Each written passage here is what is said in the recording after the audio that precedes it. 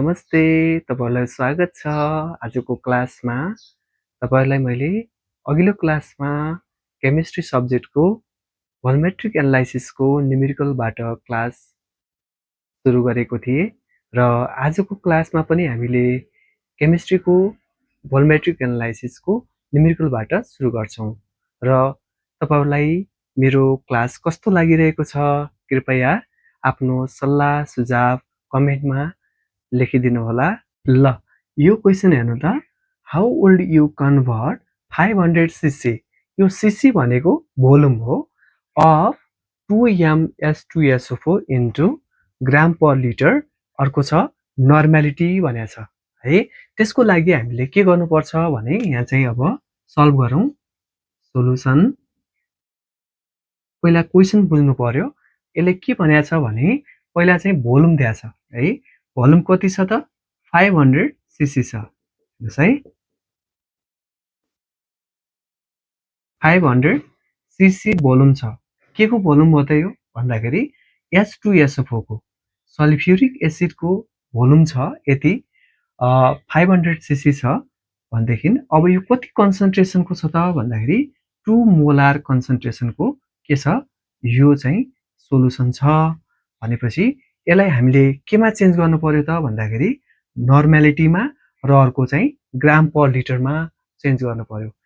अब मोलारिटीको केसमा ग्राम per litre निकाल्नको लागि यसरी गर्छौं हामीले। ए नम्बरको लागि यो ग्राम पर लिटर निकाल्न छ हामीले केबाट त भन्दाखेरि मोलारिटीको रिलेसनमा।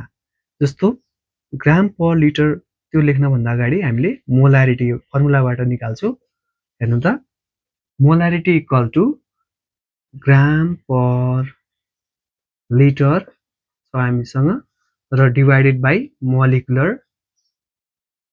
मोलिकुलर वेट हुन्छ।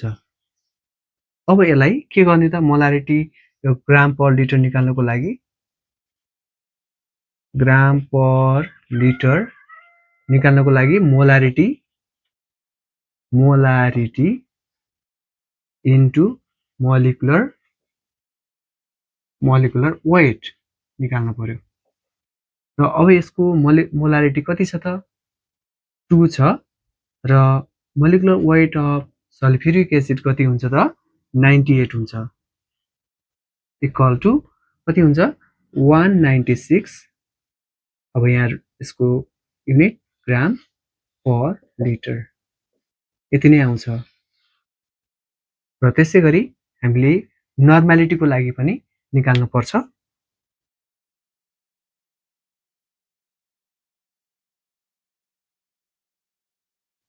3 नम्बरको नर्मालिटीको लागि नर्मालिटी इक्वल टु फर्मुला लेख्नुहोस् त, normality equal to gram per litre divided by के हुन्छ त इक्विभ्यालेन्ट वेट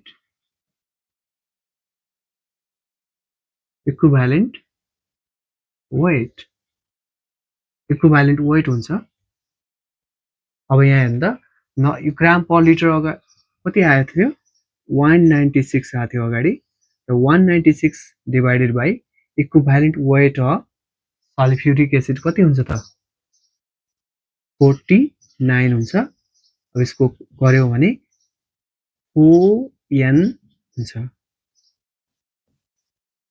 यो न्युमेरिकल सँगसँगै आजको क्लास यति नै।